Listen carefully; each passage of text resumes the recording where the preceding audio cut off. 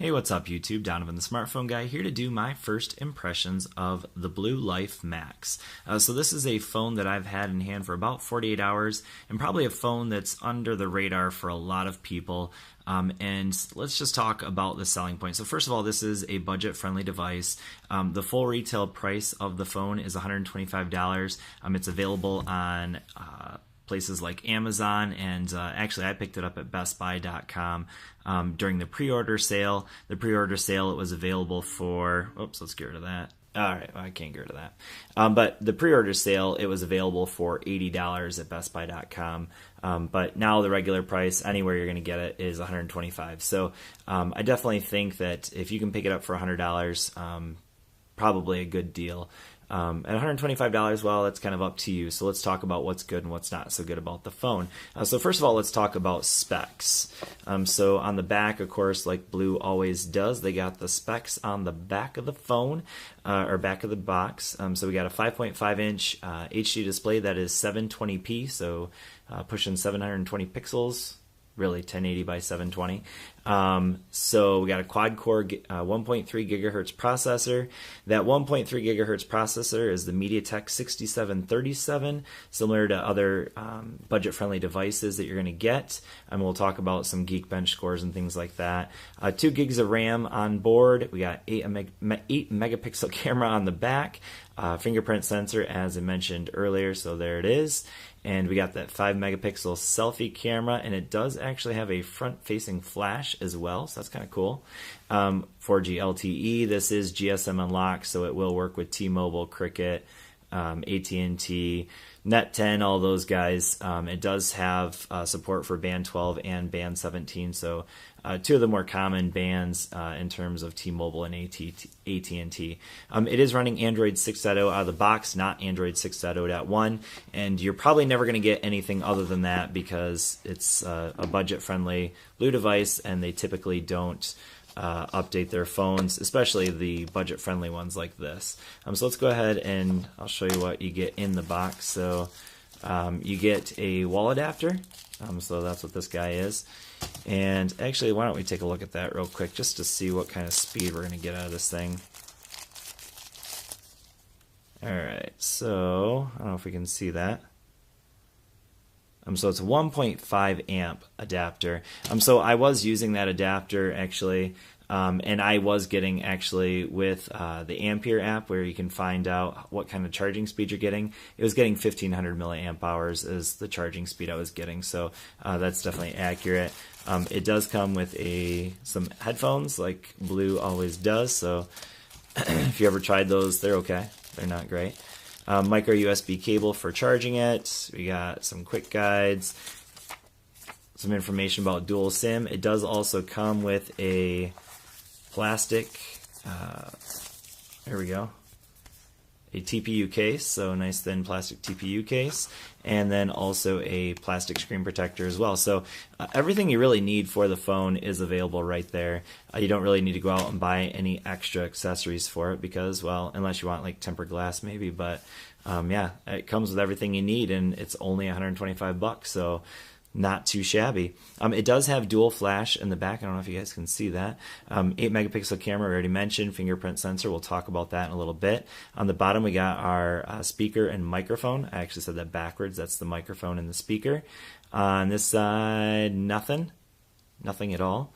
On the top, this is kind of weird, but micro USB for charging it is actually on the top of the phone, and the headphone jack on the top as well, and then our power and volume rocker on the sides, and they are very clicky, power and volume rocker. So I'm going to go ahead and take this removable back off.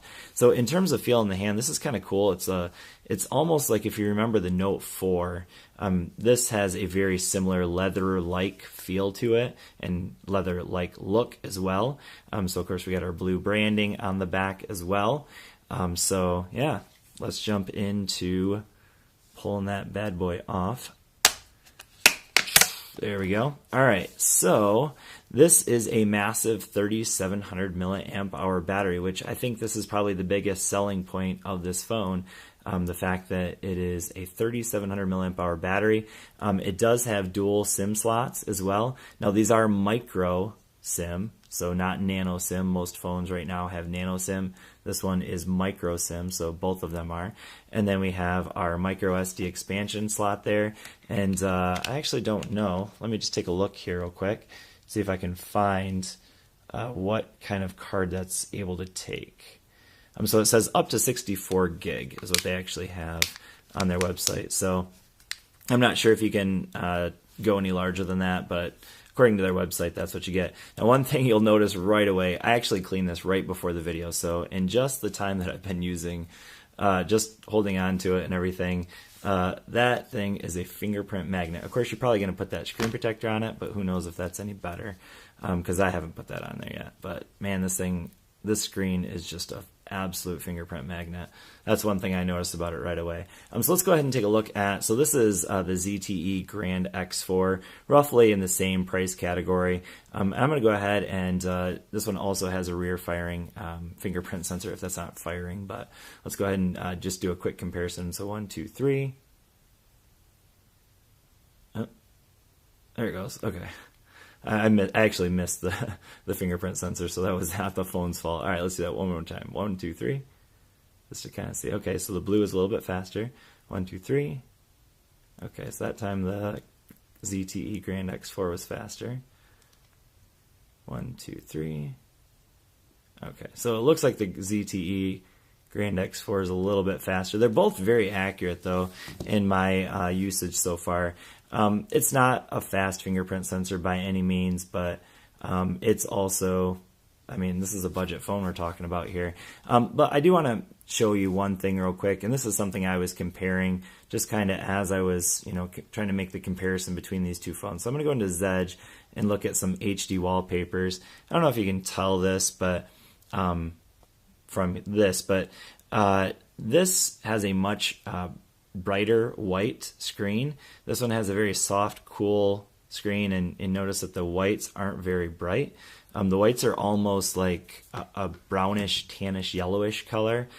So just not a very clear white screen. And that's true of any whites. So notice like that bird, for instance, is a white bird, but so if I look at it on here, it's pretty bright white. But when you look at it on here, it's almost got like a yellowish tint to it. So in terms of screen quality, I guess I would say that's maybe just a small complaint. We're talking about a phone that's only $125, and you get a nice big battery in that. So, it's the price you pay for a phone that is budget friendly. So let's talk about the software. So the software is very, so you can see I have the screen brightness all the way up. Actually, that's actually true of this phone as well. I have that screen brightness all the way up. This is a very stock feel in terms of the phone. So if you remember the blue R1 HD, basically the exact same setup that you had on that phone. And I had that one, and that phone ran fairly well. One thing I will say in terms of usage so far, the performance isn't bad. The one area that I think you're really going to run into issues is when you're trying to use games like even Hill Climb 2 didn't go real, it just didn't perform real smoothly on this phone. So let's see if I can get it to show you. Let's go ahead and do this real quick. And I noticed, like, that's another thing. The screen, I don't know, this is weird, but let's see if it'll do it again for me as I'm playing this game. But for me, the screen just wasn't always very, it just didn't respond all the time. So I don't know, that's like, I don't know, to me that's a deal breaker. See, like that right there? See, notice I'm still pushing it, but it all of a sudden let go of that button. I don't know, it happened to me multiple times with this phone where I'm still pushing the button down and it like right, I don't know, like right here in the screen. It's weird. For me, that's kind of a deal breaker. I don't know for you, but it's weird. I've never experienced that on any recent phone where all of a sudden the touchscreen just kind of became unresponsive. Let's see if he'll do it again. You guys are watching me play Hill Climb Racer 2, whatever this game's called. It's a fun game, by the way. It's an amazing time waster. You should really check it out. And I got second place. See, I don't like this phone because on this phone I would have got first place. And on this phone I would have got first place. I blame the phone. No, I'm just kidding. So anyways, just something that I noticed. As I go through using the phone a little bit more, I'll kind of report back on that. But for now, that's kind of sketchy for me. As far as the cameras go, I will say right off the bat, if you're in good lighting, the camera's just fine. It's very similar. I mean, if you're used to a blue phone, you kind of know that, you're not expecting to get the world's best cameras by any means. And that's another thing. I don't know. You go in the gallery, what the heck? I can't go back to old phones, or old pictures. So if you want to see old pictures, typically you could just scroll through there and see some of the pictures that you took. But in here, I have to actually go into the gallery or go into Google Photos, which is kind of weird. But so there's some other pictures I took with this. So picture of a coffee mug. I can't find that coffee mug right now. So my mouse. There's another picture of it. But I mean, in decent light, you're going to get good pictures. There's the front firing. That's ugly. This is that was the front firing camera, which actually isn't too bad.